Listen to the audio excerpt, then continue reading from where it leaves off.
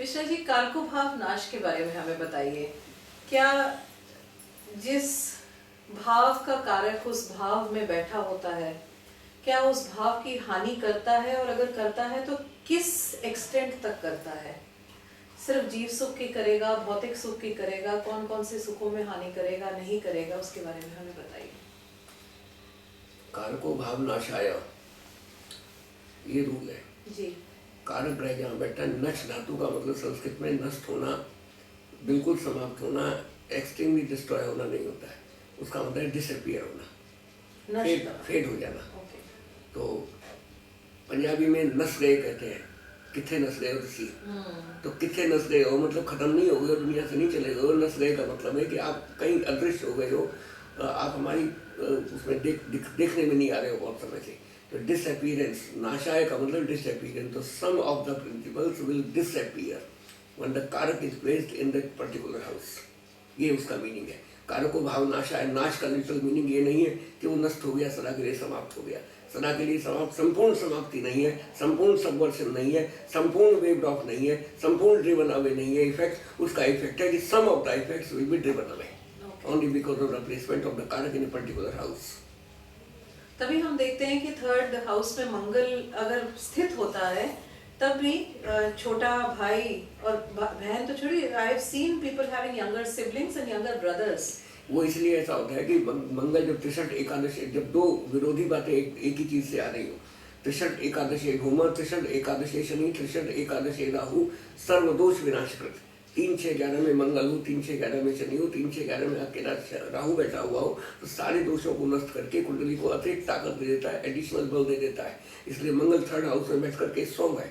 लेकिन third house में कारक के कैपेसिटी में ही बैठा हुआ है, इसलिए कुछ कारकत्व उसके कम हो जाएंगे। तो हो सकता है कि ब्रदर हो, बीमार रहते हो सकता है ब्रदर सिस्टर सिबलिंग्स हो, उनका डिस्टेंट लिविंग हो, वो उनके साथ ना रहते हो, उनके साथ उनका बहुत अच्छा एसोसिएशन ना, बहुत अच्छी ट्यूनिंग ना हो, ये इस एक्सटेंट तक हो सकता है। इसका मतलब ये नहीं है कि possibility of siblings is completely ruled out. Okay, ये आपने बहुत इंपॉर्टेंट सूत्र हमें बताया कि 3, 7, 11 काम त्रिकोण में अगर शनि 3, 6, 11 3, 6, 11 त्रिशदाई में, अच्छा त्रिशदाई में शनि मंगल या राहु स्थित हो, तो सारे दोषों का ही नाश। हाँ, सारे दोषों को नाश, हाइपरबोलिक स्टेटमेंट होता है शास्त्रों में कई बार। तो उसका मतलब है कि वो कुंडली को थोड़ी एडिशनल बल दे देंगे, एडिशनल ताकत दे देंगे, एडिशनल ऑस्पिशियसनेस वो उसमें इनहेरेंट हो जाएगी चार्ट में। ये कहने का मतलब है। और कारको भाव नाश जो कहा गया है, क्या स्पेसिफिकली जीव सुख के लिए कहा गया है या भौतिक सुख पे भी अप्लाई होगा? भौतिक सुख पे भी अप्लाई होता है, जीव सुख पे भी अप्लाई होता है। यदि कहीं कोई डिसऑर्डर है तो उसके जितने जीव सुख से या उसके वर्डली कंफर्ट से संबंधित जितने प्रिंसिपल्स हैं, जितने कारकत्व हैं, जितने सिग्निफिकेंस हैं, उन सब में कहीं ना कहीं मोर और लेस डैमेज करेगा, मोर और लेस कम की करेगा। और ये पॉजिटिव होना जरूरी है, एस्पेक्ट से रिलेटेड। एस्पेक्ट से इसका कोई रिलेशन नहीं। कारको भाव नाशा है, कारक placed in that particular house only, ये उसका मीनिंग है। इसी तरह से एक और सूत्र है भावत भावम का, उसके बारे में हमें उसकी एप्लीकेबिलिटी के लिए बताइए कि उसको कैसे। भावत भावम का सिद्धांत कोई नया नहीं है, उसको लोग समझते हैं। सर्वाज चिंतामणि में सबसे पहले वेंकटेश ने बतलाया था, ये गलतफहमी है। पाराशर जी ने इनडायरेक्टली इसका इंडिकेशन दे दिया था। जिस समय वो आयु का विचार करते हैं अपने बृहद पाराशर शास्त्र में, तो क्लियर कट कहते हैं कि अष्टमम आयुष स्थानम अष्टमाद अष्टमम चयत। 8वां स्थान आयु का स्थान है और 8वें से 8वां यानी थर्ड भी आयु का स्थान है। इसका मतलब 8वें से 8वां उन्होंने भावात भावम के सिद्धांत को वहीं पर इनिशिएट कर दिया था, उन्होंने बता दिया था और प्रैक्टिकल एप्लीकेशन भी बताई थी। इसलिए ये सिद्धांत मूल रूप से पाराशर जी का ही है कि जिस भाव का विचार करो उस भाव से उतनी संख्या वाले आगे के भाव को कि उसी कंसिडरेशन में विचार करिए। तो भावात भावम का सिद्धांत पाराशर जी ने बताया था कि अष्टम आयु का स्थान है तो अष्टम से 8वां आयु का स्थान है। तयोरपि व्यय स्थानम मारक स्थानम उच्यते। इसलिए उनके जो द्वादश स्थान है, उनके जो 12वें स्थान है, 12 from to houses, second and 7th, वो दोनों को मारक हाउस माना। इसलिए माना क्योंकि वो दोनों आयु के स्थान है। लेकिन उन्होंने साफ कह दिया कि तत्राप्याद्य व्यवस्थानात् उत्तरम बलवत्तरम, वहाँ जो पहले आता है हाउस उसके अलावा जो उत्तर है, जो बाद वाला हाउस है, वो ज्यादा बलवान है। इसका मतलब 7th house is a stronger marker than the second one। तो 5th हाउस सब जगह लगेगा। तो 5th हाउस इसीलिए संतान का जो विचार करते हैं, तो संतान का विचार करने के लिए 1, 5, 7, 8, 9 स्थान को देखते हैं। 1, 5, 7, 8, 9 दोबारा रिपीट करता हूँ। 1 को देखते हैं लग्न, संतान किससे पैदा होगी? आत्मा वही जायते पुत्रा, अपने आप से ही बच्चा पैदा होता है, हमारी ही ट्रू कॉपी होता है, हमसे ही बच्चा जनरेट होता है, हमारी शक्ल से बाहर निकल करके आता है। इसलिए सेल्फ का कंसिडरेशन, फर्स्ट हाउस का कंसिडरेशन दोनों पेरेंट्स का बहुत जरूरी है। यदि फर्स्ट हाउस स्ट्रॉन्ग नहीं तो बच्चा होने में दिक्कत आएगी। फिफ्थ हाउस डायरेक्टली प्रोजेनी से कनेक्टेड है, इसलिए प्रोजेनी तभी होगी जब फिफ्थ हाउस स्ट्रॉन्ग होगा। Seventh house and eighth house are pertaining to the private house, private parts, private organs और जनरेटिव पार्ट्स, इसलिए सेवंथ और एट्थ को कंसिडर किया। और नाइन्थ हाउस भाग्य का स्थान है, भाग्य के बिना धन संपत्ति संतान कुछ नहीं होता है। यदि भाग्य में है तो आदमी 10 रुपए महीना कमाने वाला आदमी भी मकान और महल खड़े कर दिया करता था, नहीं तो लाखों रुपया महीना कमाने वाले भी किराए के मकान में ही मर जाया करते हैं। इसका मतलब भाग्य से संपत्ति होती है। और 5वें स्थान से 5वां 9वां, इसलिए 9th को भी उन्होंने कंसिडर किया, क्योंकि पूर्व पुण्यों की वजह से ही, पुण्यों के उदय की वजह से ही अच्छी संतान पैदा होती है। इसलिए 9th house is considered in this concern. तो 1, 5, 7, 8, 9 ये हाउसेस कंसिडर करते हैं। इसमें भी उन्होंने भावाभाव के सिद्धांत को लागू किया है कि 5वें स्थान का जब विचार करना हो, संतान का जब विचार करना हो, तो simultaneously at the same time आप 9th हाउस को भी देखिए और 7th और 8th को देखिए कि पॉसिबली वो ट्रबल के साथ बच्चा पैदा होगा, देर से पैदा होगा, इजीली पैदा होगा, सिजेरियन होगा, नॉर्मल डिलीवरी होगी और उसमें कहीं कोई डिफेक्ट तो नहीं है जनरेटिव पार्ट्स में, इसलिए 7th और 8th को देखेंगे। फिजिकल कोई डिसऑर्डर तो नहीं है, वो फर्स्ट हाउस से देखेंगे। तब ऐसी स्थिति में कह देते कि भाई मेडिकल हेल्प ले लीजिए तो बच्चा आपको हो जाएगा। तो भावन के सिद्धांत को सब जगह वो इनडायरेक्टली बिना कहे अप्लाई करते रहेंगे पाराशरी। तो बेसिकली ये पाराशरी से ही प्रोपेल किया हुआ वो है, ये क्या कहते हैं सिद्धांत, नया नहीं है कुछ भी और ये लागू होता है जी। और इस प्रिंसिपल के अनुसार भाव में अगर कोई ग्रह बैठ जाता है तो उसके इम्पैक्ट जो है वो मल्टीप्लाई हो जाते हैं। मल्टीप्लाई नहीं होते। एक भाव हाउस कमजोर है और उसके उसी स्थान से उतनी संख्या आगे वाले हाउस में यदि बलवान प्लैनेट बैठा हुआ है तो वो अपनी रेमिट करेगा, अपनी रेंडर करेगा अपनी स्ट्रेंथ को उस हाउस को, तो वो हाउस अपने आप प्रॉस्पेरस हो जाएगा। 5th हाउस में प्लैनेट नहीं बैठा हुआ है, 9th हाउस में बैठे हुए हैं। 9th हाउस स्ट्रॉन्ग है प्लैनेटरी पोजीशन की वजह से और 5th हाउस कम स्ट्रॉन्ग है, वीकर है, तो इस स्टडी में भी संतान वगैरह हो जाती है। ये अपने से ही उतने स्थान आगे बैठ जाए, अपने से ही उतने स्थान आगे, तो भावाभावन का सिद्धांत का बेस यही है।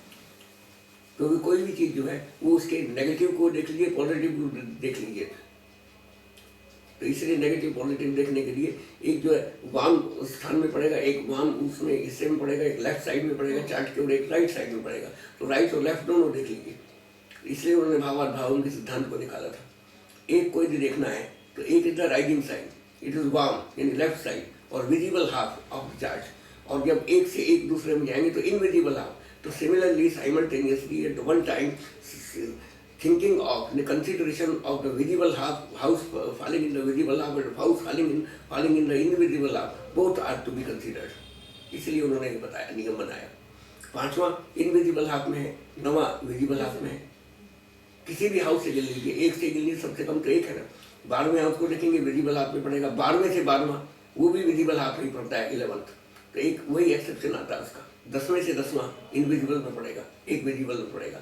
तो विजिबल इनविजिबल को कंसीडर करते हुए, एक तरीके से नेगेटिव और पॉजिटिव करते हुए, सिक्के के दोनों पहलुओं को देखते हुए उन्होंने ये नियम बनाया था और ये नियम लागू है और सब जगह लागू है, उसका प्रयोग करना चाहिए।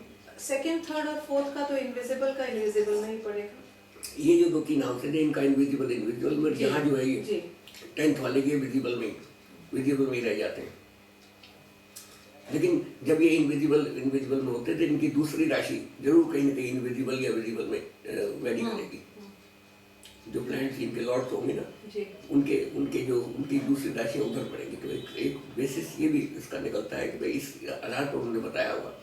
और दूसरी पोजीशन क्या होती है कि दूसरी पोजीशन है ये सम और विषम, यानी स्त्री हाउस और पुरुष हाउस। तो जितने इवन नंबर हाउसेज हैं वो सब फीमेल हाउसेज माने गए।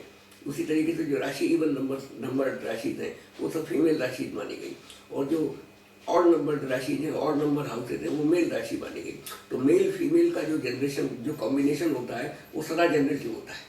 उससे कुछ ना कुछ प्रोजेनी जो आती है तभी होती है जब मेल फीमेल का कॉम्बिनेशन है। इसलिए इस संसार में मैथुनी सृष्टि का, मिथुन मतलब जोड़ा, जब तक जोड़ा नहीं बनेगा, जब तक पेयर नहीं बनेगा, जब तक जायगॉट नहीं बनेगा तब तक बच्चा पैदा नहीं होगा।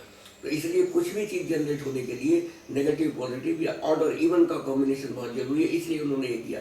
यदि एक से एक लेंगे तो सेकंड हाउस इवन हो जाता है और एक ऑड रहता है, सेकंड से लेंगे तो सेकंड इवन रह जाता है, थर्ड ऑड हो जाता है। उसी तरीके से राशि पोजीशन से भी इवन और ऑड नंबर राशि और हाउसेस उसमें आ जाते हैं। ये सब बेसिस पर सोच समझ करके बहुत ही गहरा सोचने के बाद तब उन्होंने नियम बनाए हैं। ये नियम हवा में से नहीं निकाले गए। इसी से एक सवाल आता है कि कुछ चार्ट्स में हमने देखा है कि कंसंट्रेशन ऑफ प्लैनेट्स, कभी कभी तो सारे प्लैनेट्स या तो डार्क हाफ में होंगे या ब्राइट हाफ में होंगे या अबव द होराइजन और बिलो द होराइजन होंगे। तो इन 4 सिचुएशंस में एक जनरल एनालिसिस क्या मैं आपकी बात ये समझा नहीं, अबव द होराइजन और below the horizon. So when they are from 4th to 10th house between all the, yes, below the horizon is always invisible half. 7th to 1st house 7th to 1st house is visible half जी। Visible half का मतलब है कि वो above the horizon है, इसीलिए उसको उदित कहा। उदित माने वो राइजन, वो राइज हो चुके हैं, वो दिखाई पड़ रहे हैं आसमान में हाउस है। और जो बाकी हाउसेज हैं इधर के, इसको लेफ्ट कहिए या राइट कहिए, तो लेफ्ट हाउस जो वाम है, जो लेफ्ट साइड है वो उदित है और वही अबव होराइजन भी है। और जो इनविजिबल हाफ है वो राइट साइड है और वही इनविजिबल हाफ है। तो जिन चार्ट्स में हम देखते हैं बिलो द होराइजन और अबव द होराइजन, ये कंसीडरेशन अलग नहीं है, एक ही चीज को आप कह रहे हैं। Okay, what I meant was on the eastern and the western horizon, या तो नॉर्थ साउथ में या ईस्ट और वेस्ट पे रहेंगे तो कंसंट्रेशन ऑफ प्लैनेट्स, और कई कुंडली तो ऐसी आती है जिसमें टोटल कंसंट्रेशन सारे के सारे प्लैनेट्स या तो नॉर्थ में होंगे या साउथ में होंगे या ईस्ट में या वेस्ट में होते हैं कंसंट्रेटेड। तो इन चार्ट्स के लिए हमें एट अ ग्लांस अगर ये चीज देखें तो इससे हम क्या एनालिसिस करें? उसका बड़ा सीधा सा उन्होंने बता रखा है कि अग्रहात सग्रहो जायाम, सग्रहात अग्रहो ग्रह, सग्रहात अधिक ग्रह। जिस हाउस में प्लैनेट नहीं बैठा हुआ है और जिस हाउस में प्लैनेट बैठा हुआ है, उन दोनों में कंपैरिजन करेंगे तो house occupied by A planet is stronger than the house free from any planetary occupancy. और उसके बाद ये दोनों जगह पर बराबर प्लैनेट बैठे हुए हैं तो वो दोनों बराबर बली हो गए। जिस हाउस में ज़्यादा प्लैनेट बैठे हुए हैं, मैक्सिमम नंबर ऑफ या मेजर नंबर ऑफ प्लैनेट बैठा हुआ है, तो उसकी वोट ज़्यादा हो गई, वो हाउस ज़्यादा स्ट्रॉन्ग हो गया। और यदि दोनों जगह 3 प्लैनेट ही बैठे हुए हैं दोनों हाउस के बीच में कंपेरिजन कर रहे हैं, उसमें हमें देखना है कि किसमें ज़्यादा स्ट्रांगली प्लेस्ड प्लैनेट बैठा हुआ है, जिसमें एक्सल्टेड प्लैनेट है, जिसमें मूल त्रिकोण राशि का प्लैनेट है, जिसमें अपनी राशि का प्लैनेट बैठा हुआ है, वो स्ट्रॉन्गर है। उसके बाद एक और नया रूल आया, यदि दोनों जगह बराबर ग्रह बैठे हो, दोनों जगह उच्च के ग्रह बैठे हो तो क्या करें? तो उसके लिए उन्होंने कहा कि अधिक ग्रह जिसके अधिक अंश गए हुए हैं, जिस हाउस में ज़्यादा अंश वाला ग्रह गया हुआ है तो वो ज़्यादा बलवान है। ऐसी भी स्थिति हो जाए दोनों में 26 अंश के ग्रह बैठे हुए हैं, 24-25 के या 24-25 के उधर बैठे हुए, बहुत ज़्यादा उनमें नेक्स्ट जो है रिजल्ट नहीं निकल पा रहा है या कोई डिसीजन नहीं हो पा रहा है, तो ऐसी स्थिति में उन्होंने कहा चर से स्थिर राशि बलवान है, स्थिर से दुस्वभाव राशि बलवान है। इसमें तो जहाँ चर राशि में ज़्यादा ग्रह हैं या स्थिर राशि में ज़्यादा ग्रह हैं तो दुस्वभाव राशि में ज़्यादा ग्रह हैं, तो ये क्रमांशुर बलशाली ना, ये क्रमशः प्रोग्रेसिवली ये स्ट्रॉन्ग और स्ट्रॉन्गर होती ही जाती हैं। चर राशि में ज़्यादा प्लैनेट बैठे तो the whole chart is strong. If majority of planets is located in dual stable sides, तो chart is stronger than the previous one. और यदि स्वभाव राशियों में डुअल साइंस में मेजोरिटी ऑफ प्लैनेट बैठा हुआ है तो उन दोनों के कंपैरिजन में that chart is the strongest. Okay, 7.5 की बात करते हैं। 7.5 का ये जो टर्म ओरिजिनेट हुई है, इसी तरह से अगर प्लैनेट्स का कंसंट्रेशन राइट हाफ में या डार्क हाफ में हो या ईस्टर्न होराइजन या वेस्टर्न होराइजन में हो, तो इसे ओवरऑल एनालिसिस क्या निकाली जाती है? डार्क हाफ में और वेस्ट विजिबल हाफ में, ब्राइट हाफ में प्लैनेट्स ज़्यादा हैं, जिस हाउस में ज़्यादा होते हैं उसकी कुंडली में उसके एक्शंस में ब्राइटनेस ज़्यादा होती है, उसके वो व्यक्ति अपने आप को शो ऑफ ज़्यादा करता है, शो ऑफ करने की टेंडेंसी आ जाती है। और इनविजिबल हाफ में होता है तो उसके अंदर हिडन क्वालिटी बहुत ज़्यादा होती है, वो अपने आप को बहुत ज़्यादा शो ऑफ नहीं करता, वो एक तरीके से कहिए कि शाई नेचर होता है, तो पब्लिक के सामने जाकर के इंट्रोवर्ट हो जाता है, वो बहुत ज़्यादा अपने आप को शो ऑफ नहीं करता, बहुत ज़्यादा दिखाता नहीं है, चाहे उसके अंदर ज्ञान कितना ही क्यों ना भरा हुआ। और जो विजिबल हाफ में होता है उनके पास कम, इन विजिबल हाफ में ज़्यादा प्लांट होते हैं तो उनके पास कम ज्ञान होते हुए पॉपुलरिटी ज़्यादा गेन करते हैं, तो practically they are more successful. Okay, ये कह सकते हैं आप उसको। और ईस्टर्न और वेस्टर्न होराइजन का मतलब है कि first half of his life will be luminous, यदि बहुत ज़्यादा प्लैनेट्स उसमें फर्स्ट हाफ में बैठे हुए, सेकंड हाफ में बैठे हैं तो second half of life maturity जैसे हो जाएगी, जैसे एल्डरली थोड़ा सा हो जाएगा, जब उसके बाल थोड़े थोड़े सफ़ेद होने लगेंगे, थोड़ा सा बूढ़ा दिखाई पड़ने लगेगा, थोड़ा सा एजेड दिखाई पड़ने लगेगा, तब सक्सेस आनी शुरू होगी और वो सक्सेस को एंजॉय करेगा लाइफ टाइम। ओके, ठीक है। साढ़े साथी की बात करते हैं। साढ़े साथी जो एक टर्म है साढ़े साथी, तो हम समझते हैं कि 7.5 साल transit of Saturn over moon, वो 7.5 years का, पर साढ़े साथी टर्म क्या कहीं किसी क्लासिक में आती है, कहीं कहाँ से ओरिजिनेट, कहाँ किसी से? बहुत ज़्यादा फेमस क्लासिक में इसका जिक्र नहीं है साढ़े साथी का। ये साढ़े सती शब्द ही अपने आप में संस्कृत का नहीं है, ये बाद में हिंदी का बना हुआ है। साढ़े 7.5 साल का टर्म, और 7.5 साल का ड्यूरेशन भी वेग है, बहुत ज़्यादा प्रिसाइज नहीं होता, क्योंकि कभी भी 7.5 साल तक एग्जैक्टली 3 राशियों में नहीं रहता, उससे कम रहता है।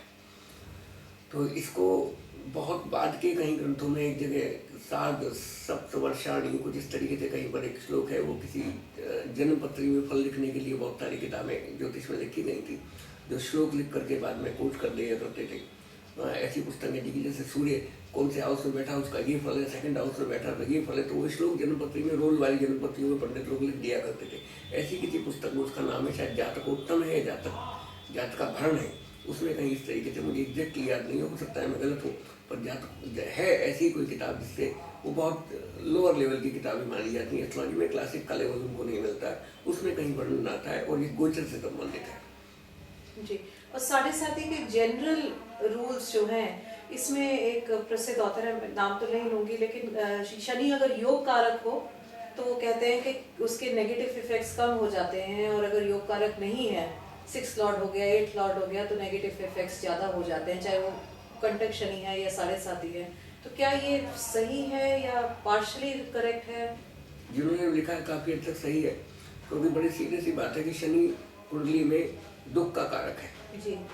जब आत्मा रवि शीत करस्तु चेता सप्तम धराजा शशियोक्ष वाणी कहते हैं, तो उसमें कहा कि शनि काल रस्य दुखम, काल पुरुष के उसमें दुख का वाचक है, दुख का को रिप्रेजेंट करता है। लेकिन विपरीतम शनि स्मृतम, शनि का जो एप्लीकेशन है वो विपरीत रिवर्स ऑर्डर में किया जाता है। शनि स्ट्रांग है तो दुख कम होगा, और शनि वीक है तो दुख ज़्यादा होगा, ये मतलब है उसका। तो शनि यदि स्ट्रांग है तो दुख कम होगा, यानी सुख ज़्यादा होगा। तो सुख ज़्यादा होगा, तो शनि यदि किसी कुंडली में बलवान है, शनि कुंडली में वेल डिस्पोर्ड है, अच्छी राशियों में बैठा हुआ है, अच्छी हाउसेज में बैठा हुआ है, योग कारक भी हो गया है, कहीं हर तरीके से वो अच्छा है, तो उसकी साढ़े परवाह करने की जरूरत नहीं है, कुछ नहीं होगा। पहली बात तो ये है।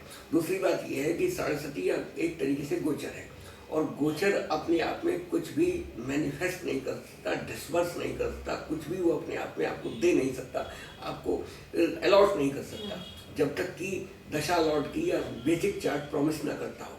जो बेसिक चार्ट प्रॉमिस करता है, जो दशा स्कीम आपकी प्रॉमिस कर रही है, उसी को डिस्पर्स करेगा गोचर। यदि फेवरेबल गोचर आ जाता है, फेवरेबल टू द दशा इफेक्ट्स, फेवरेबल गोचर आ जाता है तो वो इफेक्ट आपको मिल जाएंगे, और फेवरेबल नहीं आता है थोड़ा सा रुक रुक करके मिलेंगे, थोड़ा सा देर से मिलेंगे। तो गोचर एक सप्लीमेंट है उसका दशा स्कीम का या बेसिक चार्ट के इफेक्ट्स को देने का।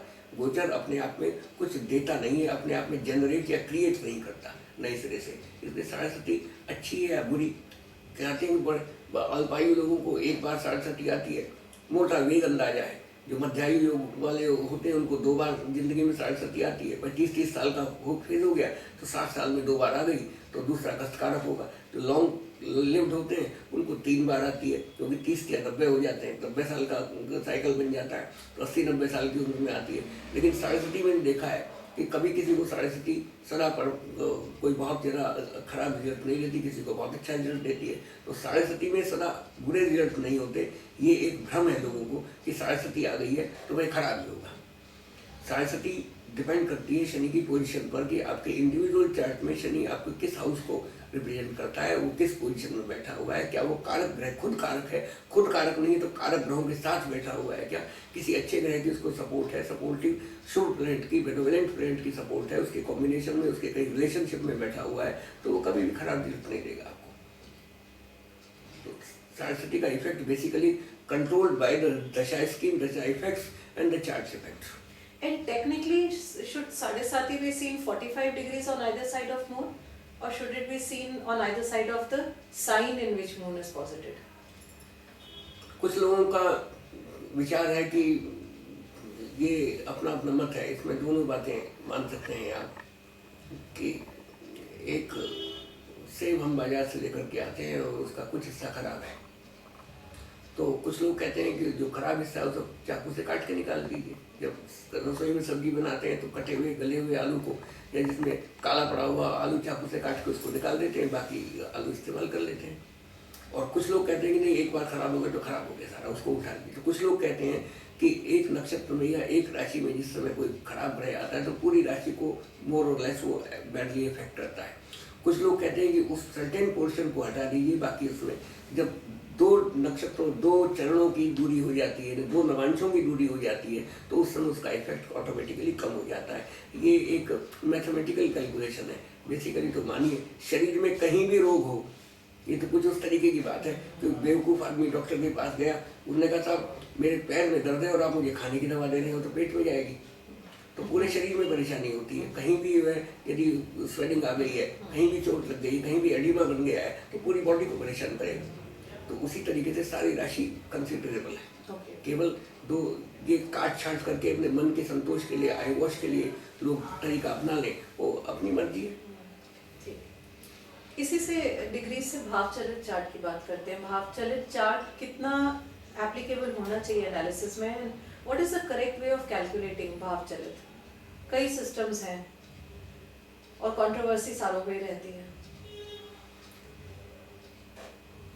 वेस्ट को ब्लाइंडली फॉलो करने के चक्कर में स्थिति ये बनी कि जब शास्त्र में अनधिकारी लोगों का प्रवेश होने लगता है और जब सब्जी तरकारी बेचने वाले, भाजी तरकारी बेचने वाले हीरे की परख करने लगते हैं, तो इस तरीके की समस्याएं आती हैं।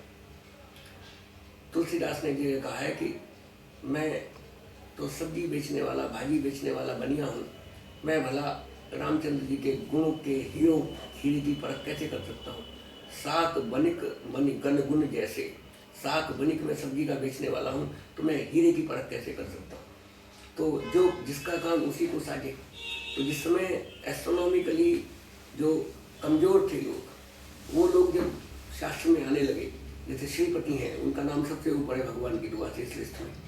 केशव है, केशवी पद्धति भी प्रचलित है, श्रीपति ज़्यादा प्रचलित है। तो जब ये पद्धति का उसमें आने लगे और बहुत ज़्यादा एक्सेसिव कैलकुलेशंस को उसमें शामिल कर दिया ज्योतिष में, तब जाकर के समस्या आई।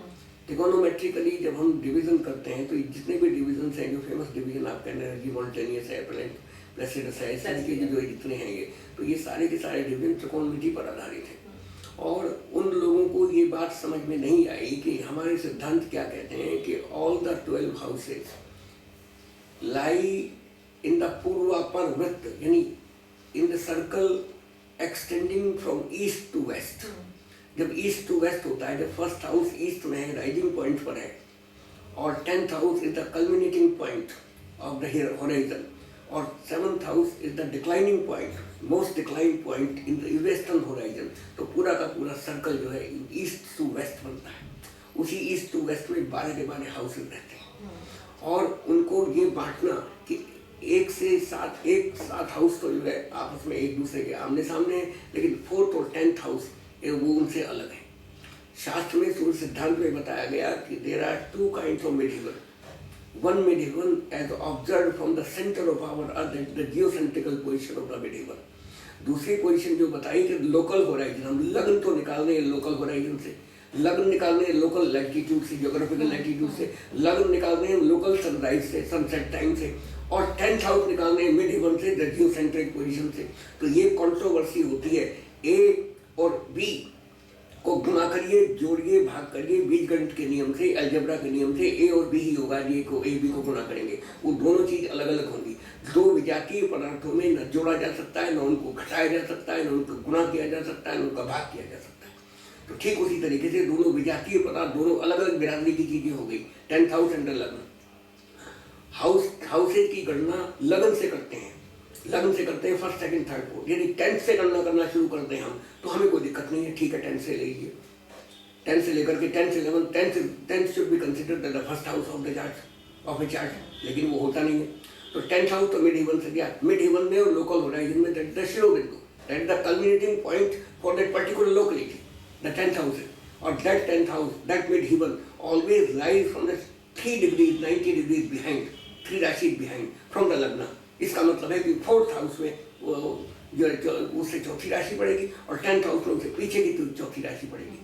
और ये होता नहीं है। ये 10th हाउस को यदि आप मिड हेवन लेकर के चलेंगे तो कभी 10th हाउस में 4th हाउस की राशि, 11th की राशि आ जाएगी, कभी 9th की राशि आ जाएगी। और जितना का जितना पाराशरी सिस्टम है पूरा का पूरा डिस्टर्ब हो जाता है। हाउस लॉर्ड्स के आधार पर बहुत सारे फल बताए गए। हाउस लॉर्ड्स के आधार पर पद और उपपद का विचार किया गया। हाउस लॉर्ड्स के आधार पर पाराशरी में नियम बताया। पाराशरी खुद उदाहरण देते हैं कि कुजस्य कर्म नेतृत्व प्रयुक्ता शुभकारिता। उन्होंने कहा कि केंद्र त्रिकोण का संबंध योग कारक होता है, एक जगह उन्होंने कहा। उसके बाद वो तुरंत एग्जाम्पल देते हैं कि कुजस्य कर्म नेतृत्व प्रयुक्ता शुभकारिता। कर्क लग्न में मंगल 10th लॉर्ड होने की वजह से ही शुभ नहीं है, उसमें जो शुभता आई है वो त्रिकोण नेतृत्व, वो त्रिकोण का भी स्वामी है, त्रिकोण के हाउस का भी लॉर्ड है, इसकी वजह से वो शुभ है। त्रिकोण नेतृत्व, उस त्रिकोण का नेतृत्व, त्रिकोण का स्वामी होने की वजह से उसके अंदर आई है। इसका मतलब है कि उन्होंने आउटराइटली कहा कि कर्क लग्न में Mangal will on the 10th house as a matter of rule in under any circumstances. इसका मतलब, लेकिन मिड हेवन से जब हम 10th हाउस निकालेंगे और कर्क लग्न की शुरू की डिग्री आप लीजिए, 3 डिग्री 2 डिग्री 3 डिग्री पर लग्न है, 1 डिग्री पर लग्न है, तो कभी भी 10th हाउस में वो राशि नहीं आएगी, मीन राशि आएगी। मीन राशि आएगी तो इसका मतलब है कौन से क्लासिक में लिखा हुआ है कि कर्क लग्न में बृहस्पति दशमेश होता है।